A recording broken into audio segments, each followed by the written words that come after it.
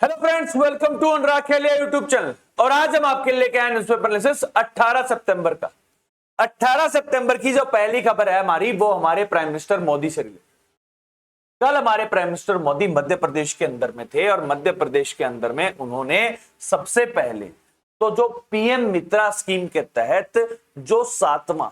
जो textile park है, इसको यहां पर इनॉग्रेट किया।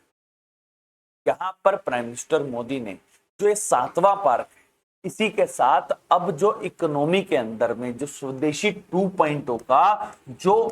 नया स्कीम जो प्राइम मिनिस्टर मोदी ने कहा है कि जिस तरह से 1905 के अंदर में जब बंगाल का विभाजन हुआ था, तब स्वदेशी स्कीम लाई गई थी और इंडियन इकोनॉमी के अंदर में इंडियन गुड्स को परचेज करने की वजह से जो भारी इजाफा हुआ था, और जिस तरह से हमने ब्रिटिशर्स को यह बता दिया था कि इंडिया की पावर क्या है, यहां पर हम अगर स्वदेशी 2.0 को यहां पर इंप्लीमेंट करते हैं और 140 करोड़ पॉपुलेशन अगर इंडियन गुड्स को परचेज करना शुरू कर देती है, तो इंडिया के ऊपर जो टैरिफ्स हैं उनका कोई भी असर नहीं। यहां पर एक बात ध्यान रखिएगा कि जो पीएम मित्रा स्कीम के तहत अब जो धार के अंदर में जो अब पार्क बना है, ये 7वां पार्क। इससे पहले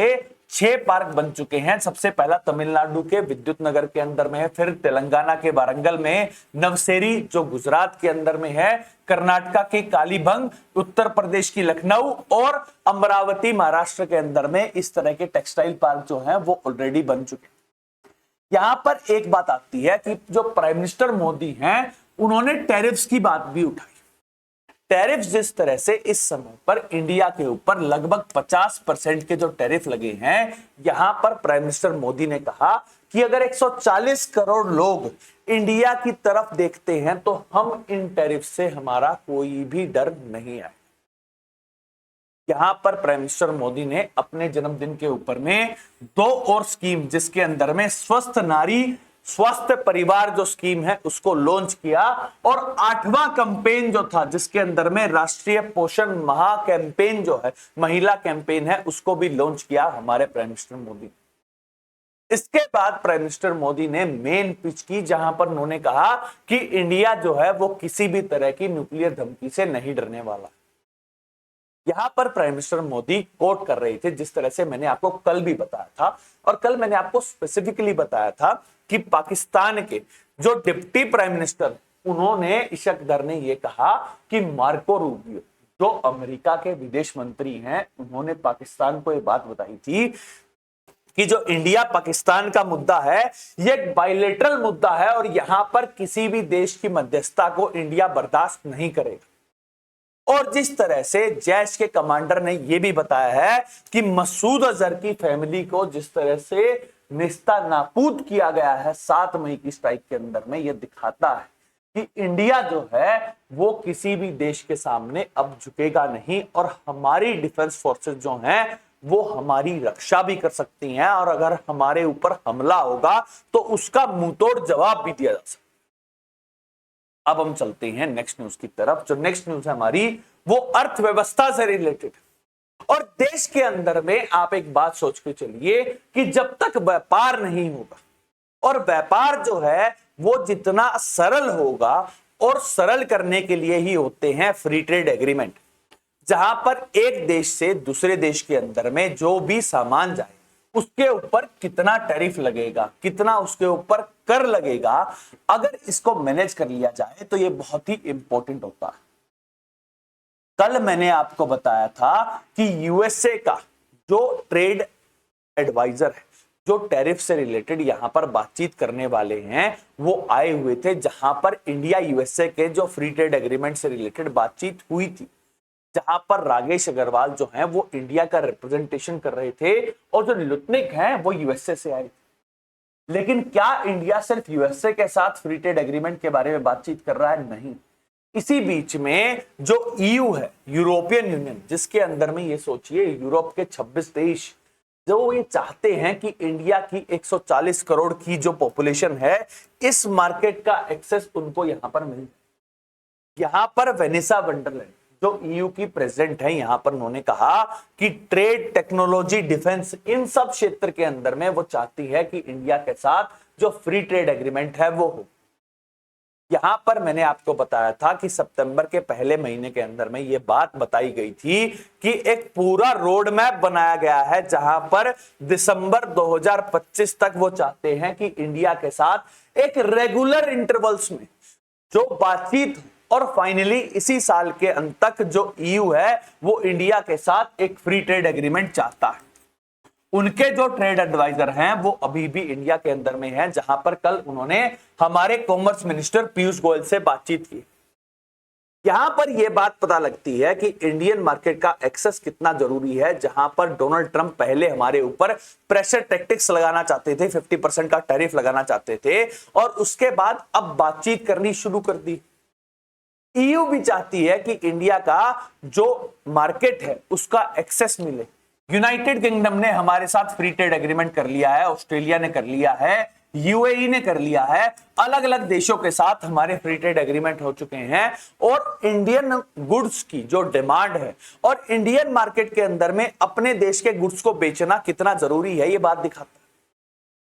यहां पर एक और डेवलपमेंट हुई है, जहां पर अब यह लग रहा है कि जो ईयू है उसके लिए इंडिया जिस तरह से रशियन ऑयल को परचेज कर रहा है, यह एक पॉइंट ऑफ कंटेंशन बन सकता है। रशियन ऑयल परचेज करने की वजह से ही हमारे ऊपर 25% जो एडिशनल टैरिफ है वो यूएसए ने भी लगाए हैं, लेकिन पहली बार जो ईयू ऑफिशियल्स है उन्होंने इस बात को उठाया। अब देखना यह होगा कि इंडिया हमेशा से इस बात को मानता रहा है कि हम अगर ऑयल परचेज कर रहे हैं तो यह हमारी नीड की वजह से। ईयू खुद जो बहुत सारी जो नेचुरल गैस है वो रशिया से परचेज करता है, यहां पर इस मुद्दे को उठाना थोड़ा बेतुका सा लगता है। अब क्या सिर्फ इंडिया ईयू के साथ ही बातचीत कर रहा है, अभी एक और डेवलपमेंट हुई है जहां पर रशियन ब्लॉक के साथ भी इंडिया की जो फ्री ट्रेड एग्रीमेंट है उससे रिलेटेड बातचीत होने वाली है, जहां पर नवंबर के महीने के अंदर में वो बातचीत शुरू हो जाएगी। जब हमारे प्राइम मिनिस्टर मोदी अभी व्लादिमीर पुतिन से मिले थे, उस समय पर यह डिसाइड किया गया था कि इंडिया जो है वो जो रशियन ब्लॉक है उसको यहां पर ज्वाइन कर सकता है, उसके साथ भी फ्री ट्रेड एग्रीमेंट हो सकता है। और जब डोनाल्ड ट्रंप ने एडिशनल 25% टैरिफ लगाए थे, जब रशिया की तरफ से एक स्पेशल ऑफर आया था जहां पर वो चाहता था कि इंडियन गुड्स को ज्यादा कंसेशन भी दिया जा सकता है। अब इसी के साथ साथ जो लैटिन अमेरिकन कंट्रीज हैं, जिसमें पेरू आता है और चिली आता है, उसके साथ भी फ्री ट्रेड एग्रीमेंट के ऊपर बातचीत हो रही है। और सबसे लास्ट में आता है एशियान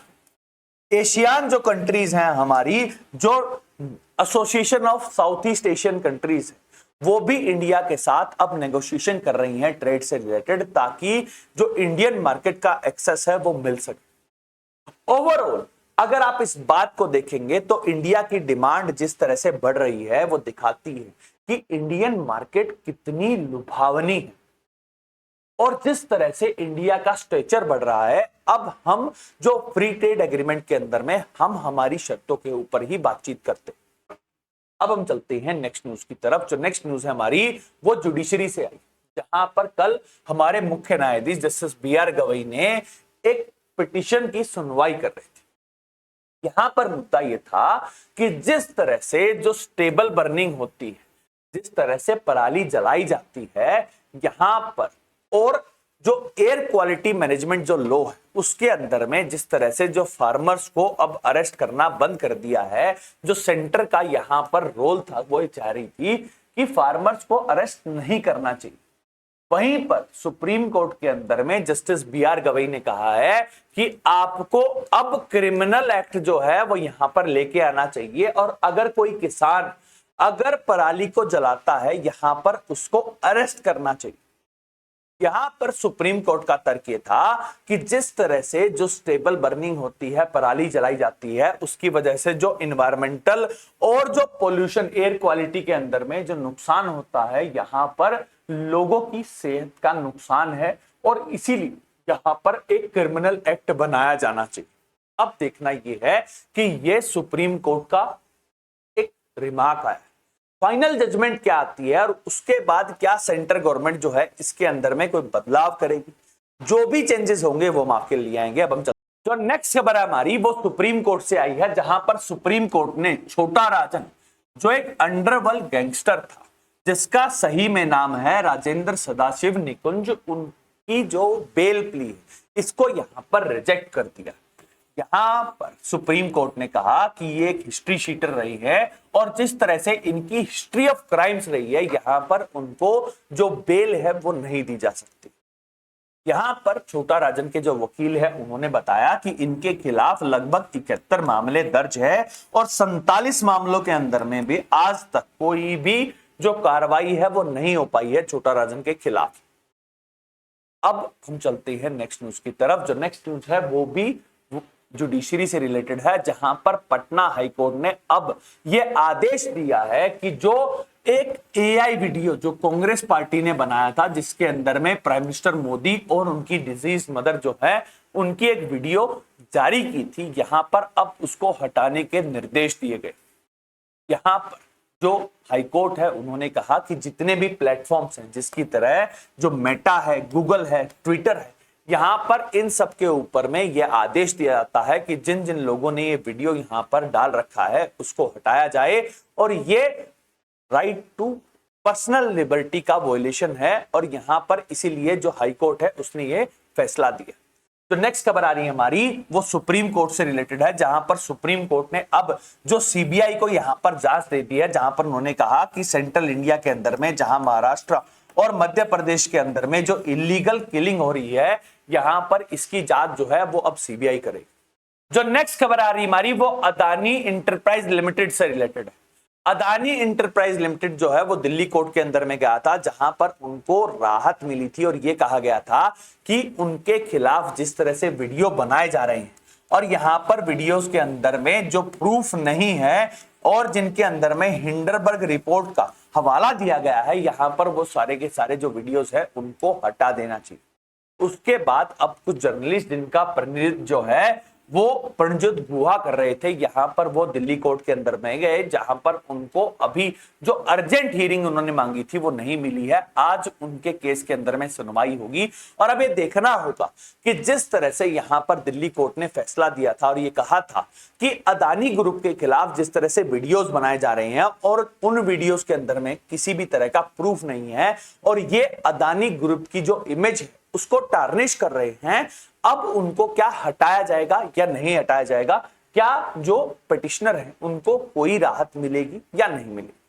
जो नेक्स्ट खबर आ रही है हमारी वो कोलकाता से। कोलकाता के ईस्टर्न कमांड के अंदर में जो हमारी आर्म्ड फोर्सेस की एक कंबाइंड कॉन्फ्रेंस हो रही, जिसका इनॉग्रेशन 2 दिन पहले प्राइम मिनिस्टर मोदी ने किया था और यहां पर अब हमारे जो सीडीएस हैं उन्होंने एक बात कही है कि यहां पर अब एक कंबाइंड कोर्स बनाया जाएगा, जहां पर आर्मी, नेवी, एयरफोर्स मिलकर इस तरह से काम करेंगे कि साथ में मिलकर हम हमेशा फ्यूचर रेडी रह सकें। कल भी मैंने बताया था कि जिस तरह से हमारे डिफेंस मिनिस्टर ने ये कहा था कि जिस तरह से बदलाव हो रहे हमारी आर्म्ड फोर्सेस को उनके लिए तैयारी करके रखनी चाहिए। सीडीएस ने इन्हीं बातों के ऊपर यहां पर बल दिया है और अब जिस तरह से एक कंबाइंड कोर्स बनाया जाएगा उससे जो कोऑर्डिनेशन है वो भी मजबूत हो। जो नेक्स्ट खबर आ रही हमारी वो हमारी फाइनेंस मिनिस्टर निर्मला सीतारमण जी से रिलेटेड है, जहां पर उन्होंने कहा कि उनकी सरकार जो है प्राइम मिनिस्टर मोदी की, यहां पर एम्पावरिंग वुमेन जो है वो सबसे बड़ी प्रायोरिटी रही। जिस तरह से टैक्स बेनिफिट, जिस तरह से नई स्कीम्स, जिस तरह से पीएम गति शक्ति के अंदर में जितनी स्कीम्स है, यहां पर वुमेन वेलफेयर के लिए, सेल्फ हेल्प ग्रुप के लिए जिस तरह से स्कीम्स लॉन्च की गई हैं और जिस तरह से कल प्राइम मिनिस्टर मोदी ने जो वुमेन हेल्थ से रिलेटेड जो स्कीम्स लॉन्च की हैं, ये सब बताता है कि वुमेन एम्पावरमेंट जो है वो प्राइम मिनिस्टर मोदी की गवर्नमेंट का एक बहुत ही अभिन्न अंग है। जो नेक्स्ट खबर आ रही है हमारी वो इलेक्शन कमीशन से रिलेटेड है, जहां पर इलेक्शन कमीशन ने अब ये कहा है कि जो ईवीएम्स है उसके अंदर में अब जो फोटो है कैंडिडेट की वो प्रॉपर लगाई जाएगी और दिखाया जाएगा। इसके साथ साथ जो सीरियल नंबर है वो भी प्रॉपर दिखाया जाएगा। अब वो प्रॉपरली दिखेगा जिससे कि जो वोटर है उसके अंदर में किसी भी तरह की कमी ना। इस बार के बिहार इलेक्शन के अंदर में इस तरह के जो चेंजेस हैं वो इलेक्शन कमीशन कर सकता है। हम चलते हैं लास्ट खबर की तरफ। जो लास्ट खबर है वो सीएजी से रिलेटेड है, कंट्रोलर एंड ऑडिटर जनरल जो ऑफिस है, जिसका काम ये है कि वो ऑडिट करता है कि सरकार, पीएसयू, जो सेंट्रल गवर्नमेंट जो है, स्टेट गवर्नमेंट, वो सही से काम कर रही है कि नहीं। यहां पर कैग की रिपोर्ट ये बताती है कि किसी भी तरह की अनियमितताएं तो नहीं है। यहां पर अब जो कैग है वो एलएलएम, जो लार्ज लैंग्वेज मशीन जो है, उसका इस्तेमाल करते हुए अब एडवांसमेंट कर रहा है ताकि ऑडिटिंग जो है वो और ज्यादा अच्छे से की जा सके। अब हम चलते हैं नेक्स्ट न्यूज की तरफ। जो नेक्स्ट न्यूज है वो मसूरी से आई है, जहां पर कल मैंने आपको बताया था कि मॉनसून की वजह से जो देहरादून है वहां पर बादल फटा था, 15 लोग मारे गए थे और लैंडस्लाइड भी हो गई थी। यहां पर अब कई सारे जो पेशेंट हैं वो फंसे हुए हैं और यहां पर अब मसूरी के जो होटल्स हैं उन्होंने अपने जो होटल्स हैं वो खोल दिए हैं ताकि जो टूरिस्ट हैं वो फ्री में यहां पर रह सके। और जिस तरह की सिचुएशन यहां पर अराइज की है वहां पर अब कोई भी दिक्कत ना हो पाए। एनडीआरएफ एसडीआरएफ की जो टीम है वो उत्तराखंड के अंदर में डिप्लॉय कर दी गई है और हम ये चाहते हैं कि मसूरी के अंदर में, देहरादून के अंदर में जिस तरह से ये बादल फटने की घटना घटी है, यहाँ पर जो लोग मारे गए हैं उन सबकी आत्मा को शांति मिले। लेकिन सबसे जरूरी बात अभी भी ये रहती है कि क्या डेवलपमेंट इस तरह का हो रहा है कि जिसकी वजह से जो इकोलॉजिकल बैलेंस है वो खराब हो रहा है और बादल फटने की जो घटनाएं जिस तरह से बढ़ रही है, क्या इसके पीछे डेवलपमेंट और जिस तरह से जो कटाई हो रही है पहाड़ों की वो जिम्मेवार तो नहीं। अब चलते हैं नेक्स्ट न्यूज की तरफ। जो नेक्स्ट न्यूज है वो नक्सलिज्म से रिलेटेड है। 2 माओवादी जो हैं वो छत्तीसगढ़ के अंदर में मार गिराए गए हैं और यहां पर जिस तरह से एक्टिविटी होम मिनिस्ट्री के द्वारा जो नई एसटीएफ बनाई गई है, कोबरा विंग बनाई गई है, स्टेट की पुलिस काम कर रही है, अब जो टारगेट है वो बहुत ही नजदीक है जहां पर अब जो नक्सलिज्म है वो देश से खत्म हो जाए। जो नेक्स्ट खबर है वो पुडुचेरी से आई है, जहां पर पुडुचेरी के जो बीजेपी के चीफ हैं, प्रेसिडेंट हैं, यहां पर उन्होंने सेंटर से अर्ज किया है कि जो मद्रास हाई कोर्ट है उसकी एक जो बेंच है वो पुडुचेरी के अंदर में बनाई जानी चाहिए, इसकी डिमांड रखी गई। अब देखना यह है कि अर्जुन राम मेघवाल जो लॉ मिनिस्टर हैं वो इसके ऊपर में क्या फैसला लेते हैं। तो नेक्स्ट खबर आ रही है हमारी वो लद्दाख से है, जहां पर सोनम वांगचू जो एक एक्टिविस्ट हैं यहां पर अब वो फास्ट कर रहे हैं और लद्दाख के अंदर में वो चाहते हैं कि जो उनकी स्टेटहुड की डिमांड है उनको फुलफिल किया जाए। इससे पहले जो 3 जून को जो हमारे होम मिनिस्टर अमित शाह जी हैं और द्रौपदी मुर्मू हैं उन्होंने नोटिफिकेशन दे दी थी और ये कहा था कि जो रिक्वायरमेंट थी जो रिजर्वेशन से रिलेटेड वो सारी की सारी फुलफिल हो चुकी है। लेकिन यहां पर अब अक्रॉस पार्टी और एक पॉलिटिकल यहां पर अब अनशन चल रहा है, जहां पर लद्दाखी पीपल जो है वो चाहते हैं कि लद्दाख को स्टेटहुड दिया जाए और उसके साथ साथ उन्हें जो हमारी 6ठी संसूची है, जो 6th शेड्यूल है, उसके अंदर में यहां पर उन्हें जगह मिलनी चाहिए। अब देखना यह है कि प्रोटेस्ट चल रहा है और प्रोटेस्ट का क्या असर होगा। जो लास्ट खबर आ रही है वो मध्य प्रदेश के अंदर के है, जहां पर मध्य प्रदेश के अंदर में जो हमारा एक एम्बिशियस प्रोजेक्ट था, प्रोजेक्ट चीता, उसके तहत यहां पर अब जो कोनो नेशनल पार्क के बाद अब जो गांधी सागर है वहां पर जो फीमेल चीता है उसको यहां पर इंक्लूड कर दिया गया है और अब जो चीते हैं उनके अंदर में जो संख्या है वो बढ़कर 21 हो गई है, जहां पर अब लगभग 16 पग और जो प्रोजेक्ट चीता, जो रीइंट्रोडक्शन ऑफ चीता है, वो एक सक्सेस स्टोरी की तरह दिखाई दे रहा है। अब चलते हैं इंटरनेशनल न्यूज की तरफ, जहां पर पहली खबर जो है वो यूनाइटेड किंगडम से आई। यूनाइटेड किंगडम ने जो डोनाल्ड ट्रंप अमेरिका के राष्ट्रपति हैं उनको स्टेट विजिट के अंदर में बुलाया है और यहां पर यह लग रहा है कि जो यूके है वो चाहता है कि डोनाल्ड ट्रंप को वू किया जाए, उनको फ्लैटर किया जाए ताकि कोई ना कोई डील निकाली जा सके। ऐसा देखा गया है कि डोनाल्ड ट्रंप को अगर कोई भी फ्लैटर करता है, कोई गिफ्ट देता है, कोई उन्हें नोबेल प्राइज के लिए नॉमिनेट करता है, तो उस फ्लैटरी के अंदर में डोनाल्ड ट्रंप जो है वो कई सारी डील्स कर सकते हैं। यहां पर अब जो स्टेट विजिट, जो किंग्स की विजिट है वो की गई, जहां पर उनको एक राजा की तरह जो सवारी है वो दी गई। यहां पर जो यूके है वो चाहता है कि डोनाल्ड ट्रंप से कई सारे क्षेत्रों के अंदर में, जिसके अंदर में टेक्नोलॉजी है, सेफ्टी है, इन सब क्षेत्रों के अंदर में कई सारी डील्स की जाए। डोनाल्ड ट्रंप अमेरिका से है, लेकिन यहां पर डोनाल्ड ट्रंप का नाम एप्स्टीन के साथ जो उनकी इमेज है वो यहां पर फ्लोट की गई है और इसकी वजह से जो 4 लोग हैं उनको यहां पर अरेस्ट कर लिया गया। लेकिन सबसे जरूरी बात यह आती है कि एप्स्टीन जो एक चाइल्ड मॉन्स्टर थे और उनकी हत्या हो गई थी, और एप्स्टीन फाइल जो है वो नाम आ रहा है कि डोनाल्ड ट्रंप यहां पर एप्स्टीन के साथ इन्वॉल्व थे, उनके साथ पार्टियां करते थे। यहां पर अब जो मुद्दा है वो यूके के अंदर में भी उठाया जा रहा है, क्या इसका इंपैक्ट जो है वो यूके यूएसए के रिलेशनशिप के ऊपर पड़ सकता है।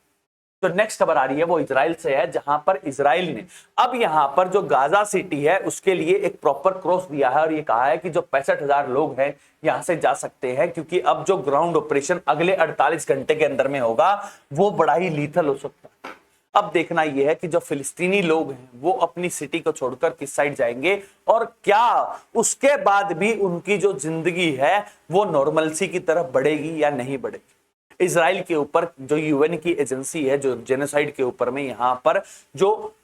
रिपोर्ट जारी करती है, उसने रिपोर्ट जारी की है कि जो इजराइल है वो जेनोसाइड कर रहा है गाजा के अंदर में, लेकिन इजराइल जो है वो अभी भी ग्राउंड ऑपरेशंस को जिस तरह से चला रहा है, अब गाजा सिटी जो है वो इजराइल के कब्जे के अंदर में आ सकती है। तो नेक्स्ट खबर है वो ईरान से, जहां पर ईरान के जो फॉरेन मिनिस्टर हैं अब्बासी, उन्होंने कहा है कि वो चाहते हैं कि जो